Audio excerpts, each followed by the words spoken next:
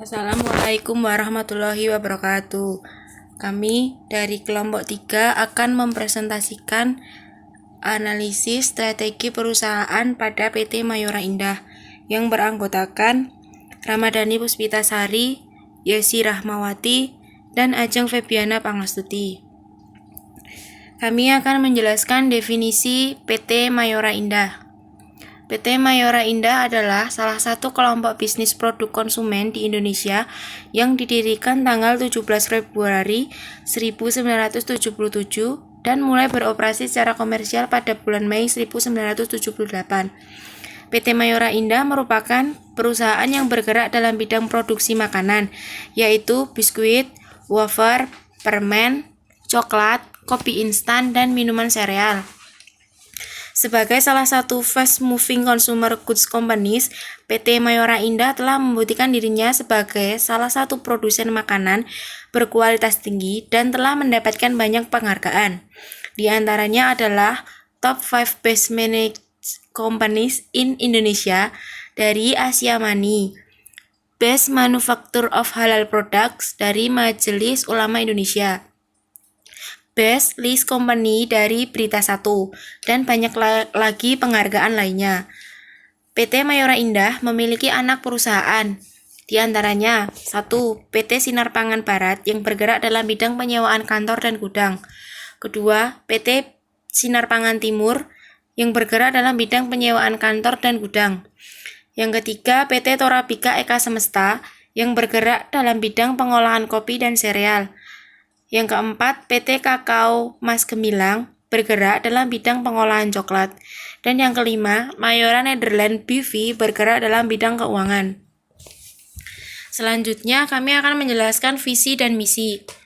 Yang pertama, menjadi produsen makanan dan minuman yang berkualitas dan terpercaya di mata konsumen domestik maupun internasional dan menguasai pangsa pasar terbesar dalam kategori produk sejenis.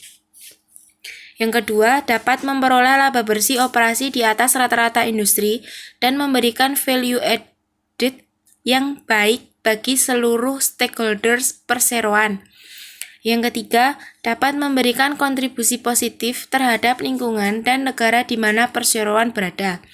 Dan yang keempat, untuk menyediakan lingkungan yang menantang, menyenangkan, dan menguntungkan secara finansial di mana persaingan yang adil dan bertanggung jawab.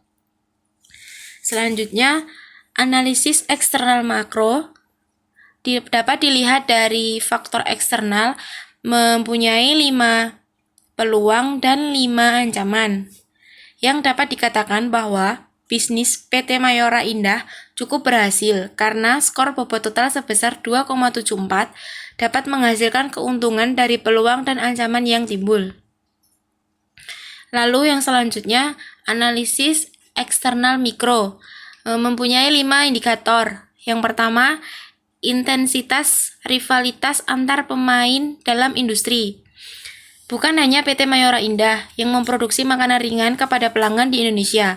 Tentunya banyak sekali kompetitor lainnya seperti PT Indofood, PT Tiga Pilar Sejahtera Food, PT General Food Industries, dan lain-lain yang juga bergerak di bidang yang sama.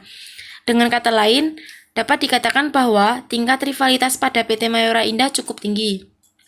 Lalu yang kedua, ancaman pendatang baru. Adanya pendatang baru di dunia bisnis, maka hal ini juga menjadi salah satu ancaman bagi perusahaan manapun, khususnya PT Mayora Indah sebagai perusahaan lama dalam menguasai pasar yang cukup lama pula, karena datangnya pendatang baru atau perusahaan baru ke dalam suatu industri akan membawa kapasitas baru, keinginan untuk merebut segmen pasar maupun market share, seperti adanya pendatang baru, yakni PT Macfood Inovasi Pangan yang berdiri tahun 2001 yang masih cenderung menguasai segmen pasar yang ada dalam jumlah kecil.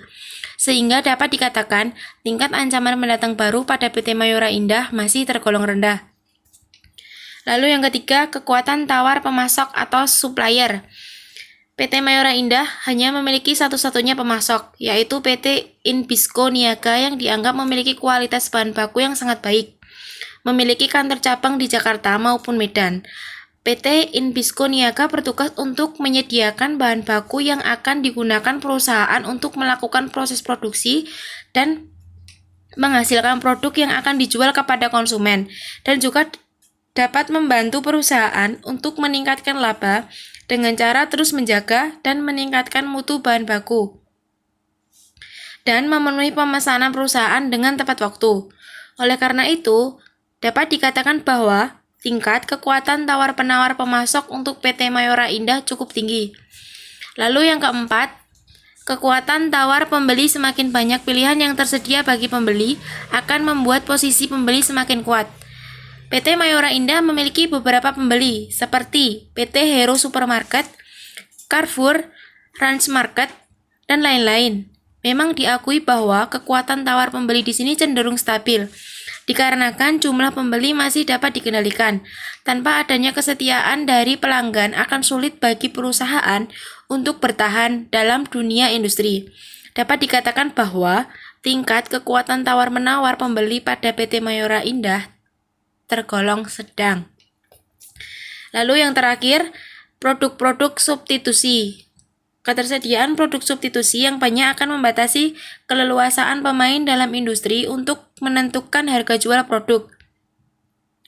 Begitu pula yang terjadi pada PT Mayora Indah yang mampu memproduksi makanan, kembang gula, dan biskuit.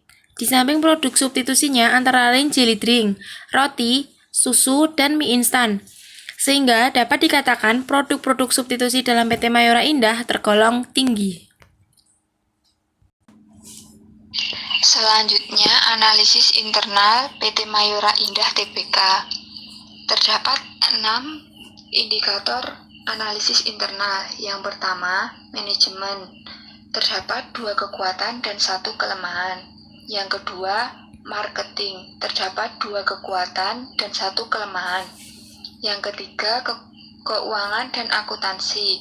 Terdapat 2 kekuatan dan 1 kelemahan. Yang keempat, produksi. Terdapat 2 kekuatan dan 1 kelemahan. Yang kelima, research. Terdapat 2 kekuatan dan 1 kelemahan. Yang keenam, SIM. Terdapat 2 kekuatan dan 1 kelemahan. Selanjutnya, analisis SWOT dapat dilihat dari faktor eksternal. Kesimpulannya, dapat dikatakan bahwa PT Mayora Indah Tbk cukup berhasil karena skor bobot total sebesar 2,74 dapat menghasilkan keuntungan dari peluang dan ancaman yang timbul. Kemudian, analisis SWOT dapat dilihat dari faktor internal. Kesimpulannya, dapat dikatakan bahwa PT Mayora Indah Tbk cukup berhasil karena skor bobot total sebesar 2,56 dapat menghasilkan keuntungan dari kekuatan dan kelemahan yang timbul. Selanjutnya akan membahas mengenai analisis BCG. Yang pertama yaitu kategori question marks. Pada kategori ini ditempati oleh divisi wafer.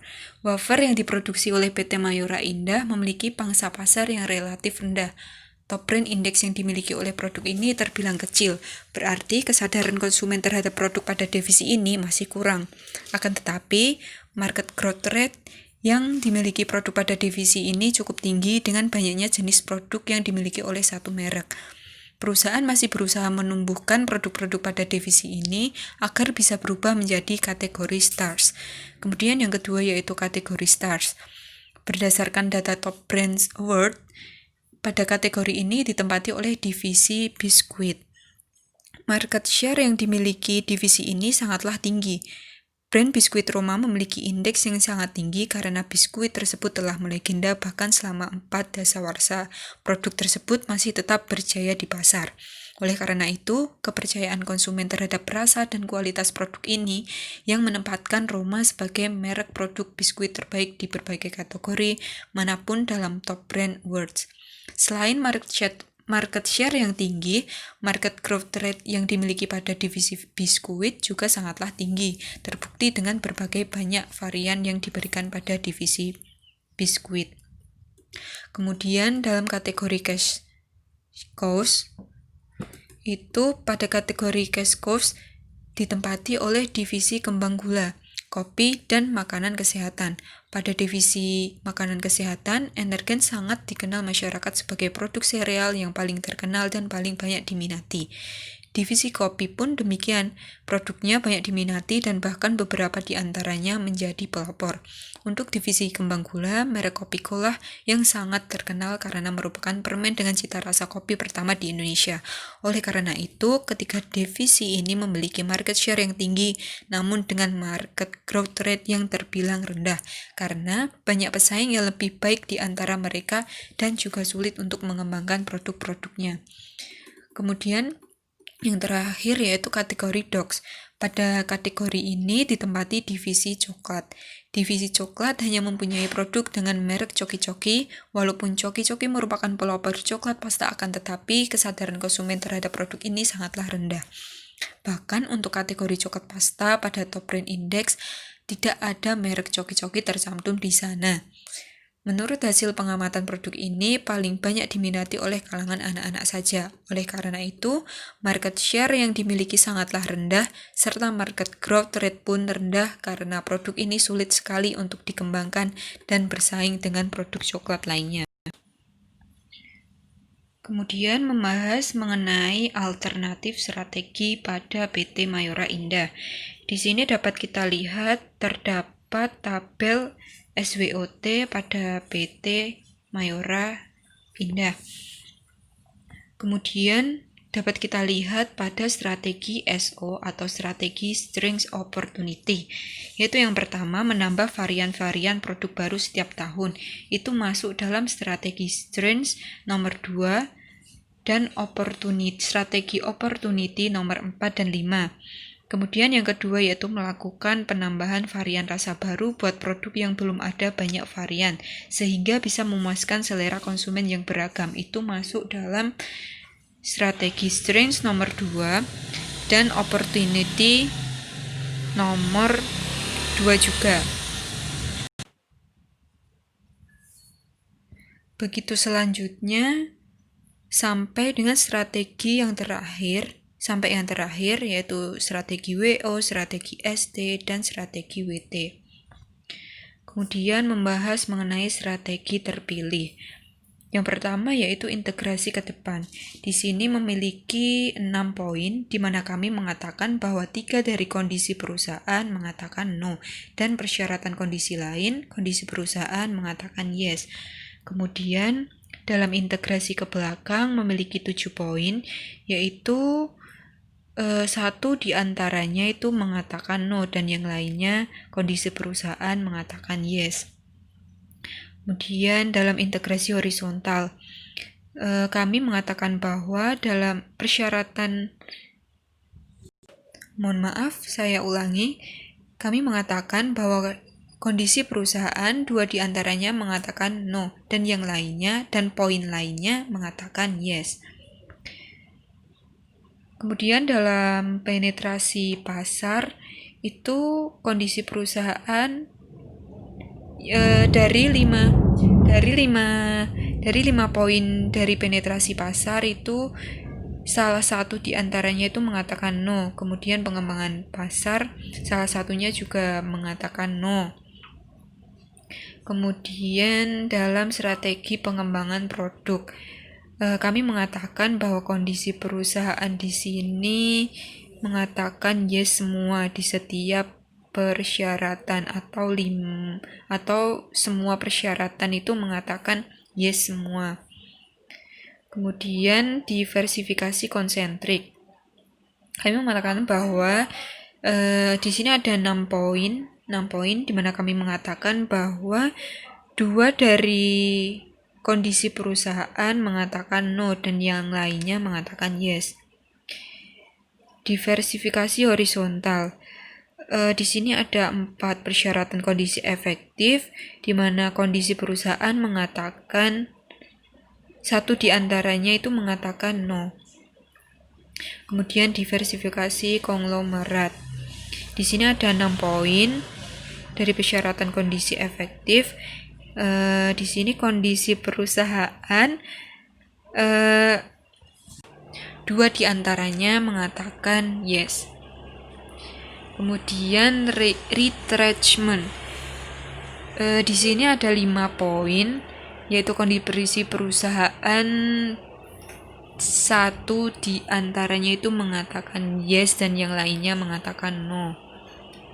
Kemudian dalam alternatif strategi defensif ada divestasi, itu kondisi perusahaan mengatakan no semua, dan likuidasi kondisi perusahaan salah satu di antaranya mengatakan yes. Kemudian yang terakhir yaitu merger. Kondisi perusahaan mengatakan bahwa 2 dari persyaratan kondisi efektif mengatakan no. Sekian presentasi dari kami mengenai analisis strategi pada PT Mayora Indah. Sekian, terima kasih. Wassalamualaikum warahmatullahi wabarakatuh.